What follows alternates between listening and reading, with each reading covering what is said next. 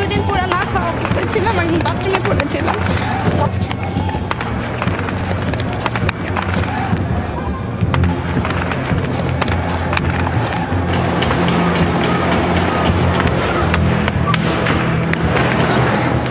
পঁচিশ ফেব্রুয়ারি সকালে সবাই যখন নিজ নিজ কর্মস্থলের দিকে ছুটছে, তখন নানা প্রান্ত থেকে খবর আসতে থাকে বাংলাদেশ রাইফেলস বিডিআরের সদর দপ্তর পিলখানার ভেতরে ব্যাপক গোলাগুলির। সঙ্গে সঙ্গেই পিলখানার সবগুলো গেটে ভিড় করেন সংবাদ মাধ্যমের কর্মীরা। খবর পেয়ে আসতে থাকেন ভেতরে আটকে পড়াদের পরিবার পরিজন।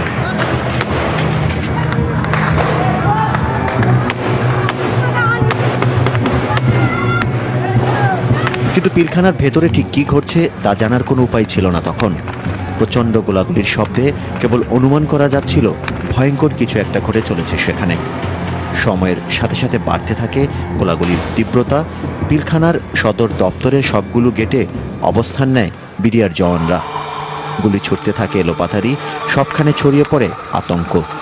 প্রচণ্ড গোলাগুলির ভেতর নিজেকে বাঁচাতে ভীত সন্ত্রস্ত মানুষ তখন ছুটছে দিক বিদিক। না, ভিতর অনেক গোলাগুলি হইতেছে এবং তো ওইখানে মানে একটা বাচ্চা গায়েও লাগছে, একটা গুলি লাগছে। এটাই আমি এইভাবে আসতো এখান থেকে, মানে র্যাব বলছে যে তাড়াতাড়ি দৌড়ে চলে আস, আমি চলে আসছি। হ্যাঁ হ্যাঁ হ্যাঁ, বাচ্চাটা শরীরে লাগছে।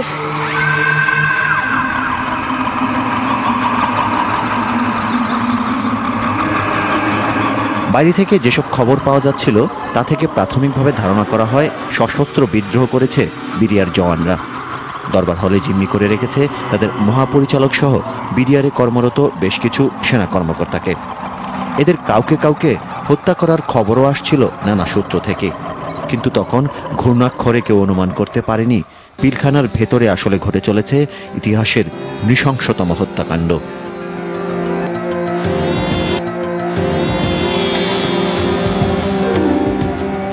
ঘটনা শুরুর কিছুক্ষণের মধ্যেই পুরো পিলখানার নিয়ন্ত্রণ নিয়ে নেয় বিডিআর জওয়ানরা। অস্ত্রাগার ভেঙে লুট করা হয় সকল অস্ত্র, তারপর হাতে হাতে তা ছড়িয়ে পড়ে জওয়ানদের মধ্যে। পিলখানার ভেতরে মোড়ে মোড়ে অস্ত্র হাতে টহল দিতে দেখা গেছে জওয়ানদের, আর প্রতিটি গেইটে ভারী অস্ত্র মোতায়েন করে দেয়া হয় পাহারা।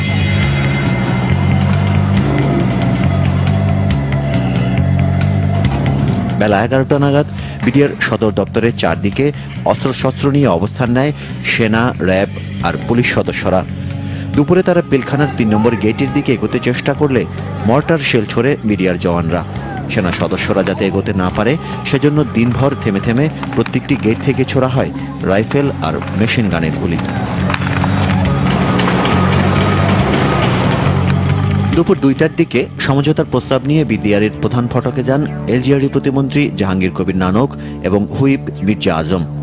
এ সময় পুলিশ সদস্যরা বারবার মাইকে আলোচনার প্রস্তাব দিলেও প্রতিবারই গুলি ছুড়ে এর জবাব দেয় বিডিআর জওয়ানরা।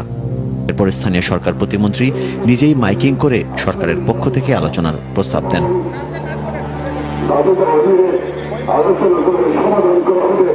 পৌনে 3টার দিকে বিডিআর সদস্যরা আলোচনা করার সিদ্ধান্ত জানালে সাদা পতাকা নিয়ে বিডিআর সদর দপ্তরে ঢোকেন সরকারের প্রতিনিধিরা। এরপর বিডিআরের 14 সদস্যের একটি প্রতিনিধি দল নিয়ে প্রধানমন্ত্রীর বাসভবন যমুনায় যান প্রতিমন্ত্রী ও হুইপ। সেখানে 2 ঘন্টার আলোচনায় প্রধানমন্ত্রী বিডিআর সদস্যদের সাধারণ ক্ষমা ঘোষণা করলে অস্ত্র সমর্পণে রাজি হয় তারা। মাননীয় প্রধানমন্ত্রী তাদের আবেদনের পরিপ্রেক্ষিতে, বিডিআর সদস্য ভাইদের আবেদনের পরিপ্রেক্ষিতে আজকের ঘটনার সাধারণ ক্ষমা ঘোষণা করেছেন। এর প্রেক্ষিতে আমরা মাননীয় প্রধানমন্ত্রীর কাছে ওয়াদা করেছি যে বিডিআর তাদের অস্ত্র সমর্পণ করবে। কিন্তু সদর দপ্তরে ফিরে আসার পর সিদ্ধান্ত বদলায় বিডিআর জওয়ানরা। আশেপাশের এলাকা থেকে সেনা সদস্যদের সরিয়ে নেয়ার নতুন শর্ত দেয় তারা। একই সাথে অস্ত্র সমর্পণের পর তাদের মেরে ফেলা হবে এমন গুজবও ছড়ানো হয় এ সময়। সন্ধ্যা থেকে বেশ কয়েকবার বিডিআর জওয়ানদের সঙ্গে আলোচনার পর গভীর রাতে পিলখানার ভেতরে স্বরাষ্ট্রমন্ত্রীর কাছে জওয়ানরা অস্ত্র সমর্পণ শুরু করে। এ সময় ভেতরে আটকা পড়া বেশ কয়েকটি সেনা পরিবারের সদস্যদের মুক্ত করে নিয়ে আসেন সরকারের প্রতিনিধি দল। আমি আপনাদের নিতে আসছি। এই যারা আসছে আমার বিডিআর, আমার ছেলে, কোনো সমস্যা নেই, আপনাদের আসতে পারবেন। উদ্বেগ, উৎকণ্ঠা, ভয়, আতঙ্ক আর অসহায়ত্বের করুণ ছাপ সকলের চোখে মুখে। মৃত্যুর মুখ থেকে ফিরে আসা ভীত সন্ত্রস্ত এই মানুষগুলো তখন হারিয়ে ফেলেছে মুখের ভাষা।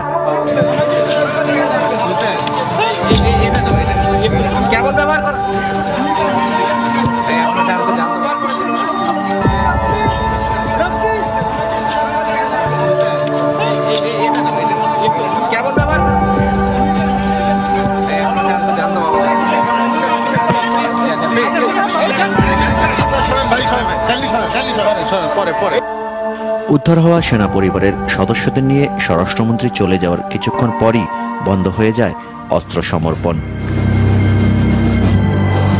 পরদিন সকাল থেকে আবারও চলতে থাকে সমঝোতার চেষ্টা। দফায় দফায় বৈঠক করে একদিকে অস্ত্র সমর্পণে রাজি করানোর চেষ্টা চলেছে, অন্যদিকে সকাল থেকে একসাথে কয়েকজন করে মুক্তি দিতে শুরু করেছে বিডিআর জওয়ানরা।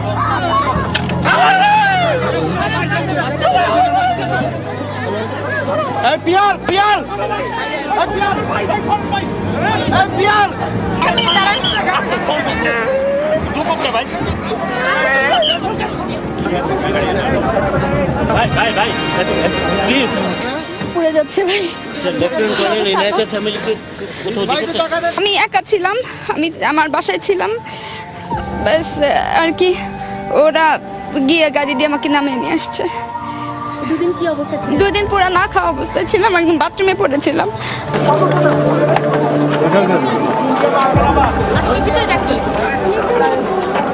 এরই মধ্যে খবর আসে পুরনো ঢাকার নবাবগঞ্জ পার্ক এলাকায় বুড়িগঙ্গায় এসে মিশেছে এমন একটি নর্দমায় পাওয়া গেছে 6 সেনা কর্মকর্তার লাশ।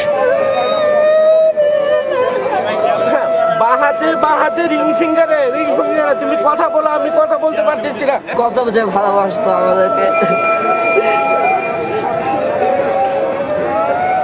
আর আমাদেরকে বকা দিলেও খুব, তারপরে পরে দুঃখ পেত যে কেন বকা দিয়েছে। আমার দেখতে দাও ভাই, আল্লাহ জয় ভাই।